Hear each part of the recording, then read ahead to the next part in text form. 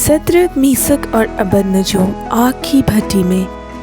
ये वाक़या लोगों को ईमान रखने में मदद देता है कि जो लोग खुदा के वफ़ादार होते हैं उनको डरने की कोई ज़रूरत नहीं। नबूकदनेस्सर बादशाह ने सोने की एक बहुत बड़ी मूरत बनवाई और दवारा के मैदान में नस्ब कराई ताकि लोग उसके आगे सिजदा करें। उसने अपने सब नाज़मों, हाकिमों, सरदारों और मशीरों को हुक्म दिया कि इस मूरत के आगे सिजदा करें। फरमान में कहा गया कि जब लोग हर तरह की साज़ों की आवाज़ सुने तो इस सोने की मूरत के सामने जो बादशाह ने नस्ब कराई है गिर कर सजदा करें, और जो कोई गिर कर सजदा ना करे वो उसी वक्त आग की जलती भट्टी में डाला जाए। उस वक्त चंद हाकिम यहूदियों पर इल्ज़ाम लगाने का मौका ढूंढ रहे थे।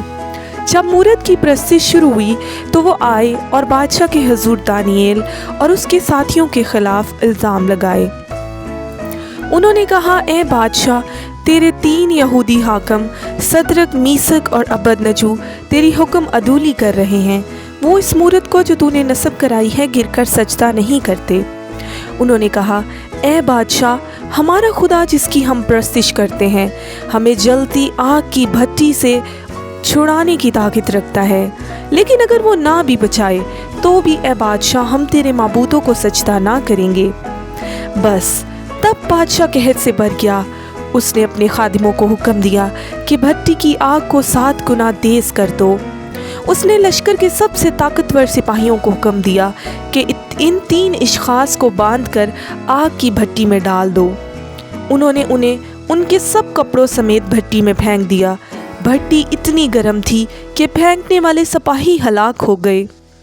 अचानक नबूकदनेस्सर बादशाह हैरत से उछल पड़ा। उसने अपने सरदारों से पूछा, क्या हमने 3 आदमियों को बांधकर आग में नहीं डाला था? उन्होंने जवाब दिया, ए बादशाह, ऐसा ही है। उसने कहा, लेकिन मैं आग में 4 इश्खास को देखता हूँ, वो न बंधे हैं और न जल रहे हैं।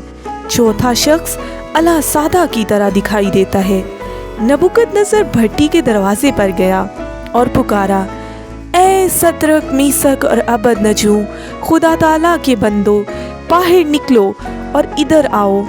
वो फौरन बाहर आ गए। बादशाह के सब हाकिम, नासिम और शहजादे उनके गिर्द जमा हो गए और उन्हें गौर से देखने लगे। उन्हें आग से कोई नुकसान ना पहुंचा था। उनके बाल और कपड़े तो ना जले थे और ना ही उनसे जलने की बू आ रही थी। बादशाह ने कहा, ए सदरक, मीसक और अबदनजो, खुदा मुबारक हो जिसकी तुम इबादत करते हो। तुमने मेरा हुक्म ना माना और किसी गैर माबूद की इबादत नहीं की, इसीलिए तुम्हारे खुदा ने तुम्हारे लिए अपने फरिश्ता को भेजा। अब मैं ये ऐलान करता हूँ कि जो तुम्हारे खुदा के खिलाफ बोले उसके टुकड़े टुकड़े किए जाएं, उसका घर डाह दिया जाए और कोई दूसरा माबूद रिहाई देने के लायक नहीं।